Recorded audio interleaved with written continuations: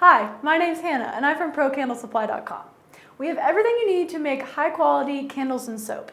Make sure you check out our website at the link below in the description.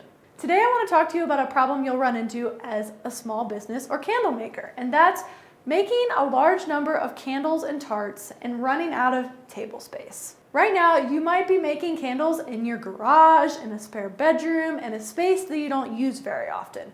I built this space to mock up that type of area. It's not very large. Usually you use 1 or 2 tables, and as you can see, I have some tarts lined out and some jars lined out. Once I pour them, it's pretty difficult to move one at a time until they've solidified. So that becomes a problem. It limits how many candles and tarts you can produce in a certain amount of time.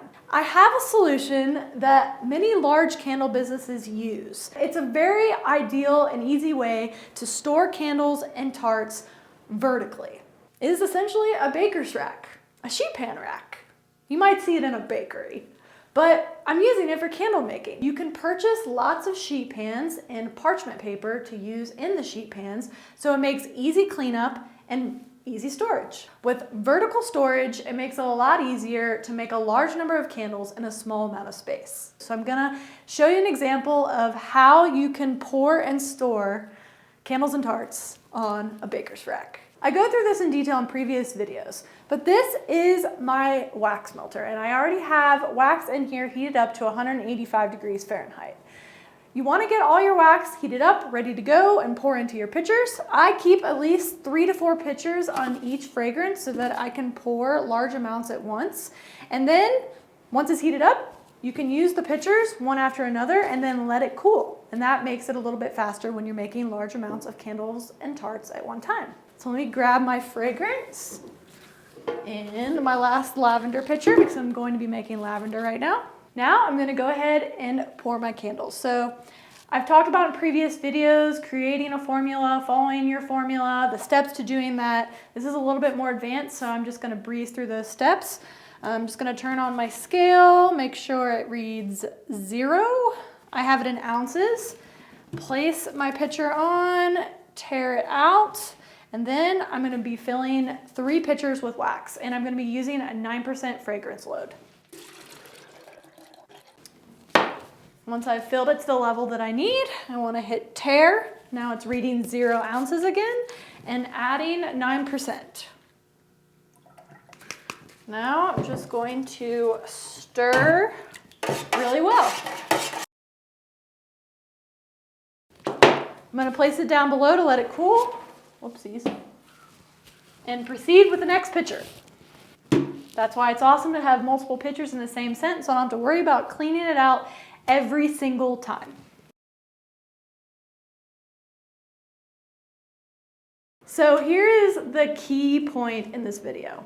Now that my fragrance and wax have been poured, stirred, and cooled to the temperature to pour candles and tarts, I have them laid out on the table, and as you can see, I would go through and pour the wax, pour whatever jars I would wick and get prepared. This is just for example purposes.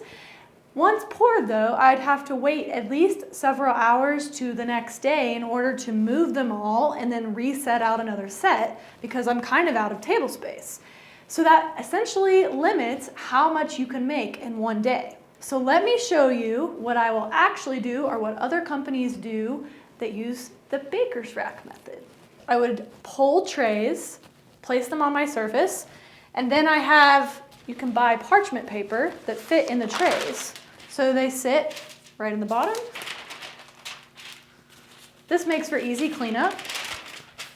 Another great thing about the parchment paper is you can easily label the trays. So once you lay the parchment paper down, you can take a permanent marker and say you're doing tarts in multiple fragrances like lavender and juicy peach. The trays that hold the lavender, you can write with a permanent marker L for lavender or write out lavender, and the trays that hold the juicy peach, you can substitute JP for juicy peach or write out juicy peach. And that way you know which trays hold which fragrance. So once the parchment paper is down on the trays, you want to take your actual tarts and clamshells, place them on the trays. And now I'm going to pour my wax.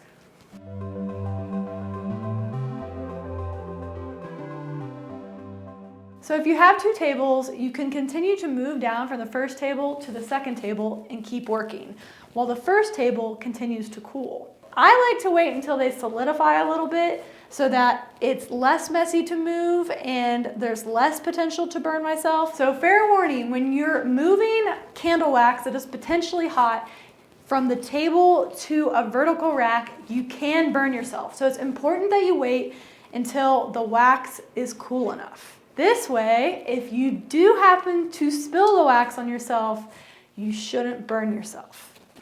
Yay!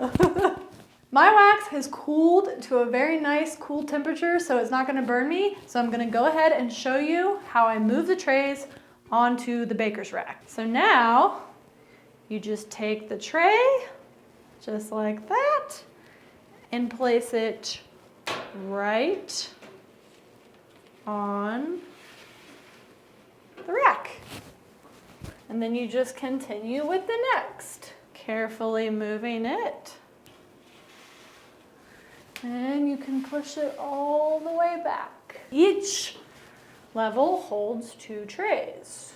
In the best circumstances, you should wait until the wax is a little bit milky, slightly solidified, because even if it's cool enough that it won't burn you, I could accidentally trip and spill this wax everywhere and it makes a huge mess.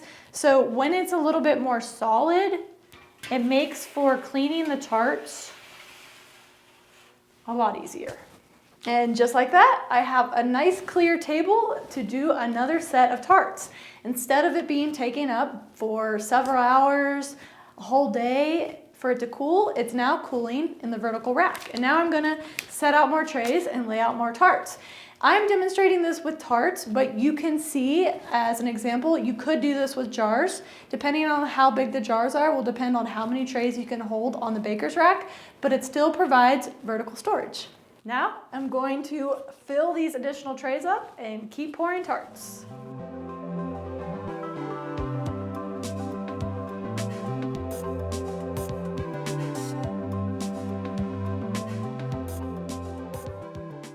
Look at that. This video is simply for demonstration's sake, but if I continue to fill this cart from top to bottom, I could make approximately 240 tarts fit on this single rack. If I had 3 racks here, it would be about 2, 4, 6 feet long, and that would be 240 per rack.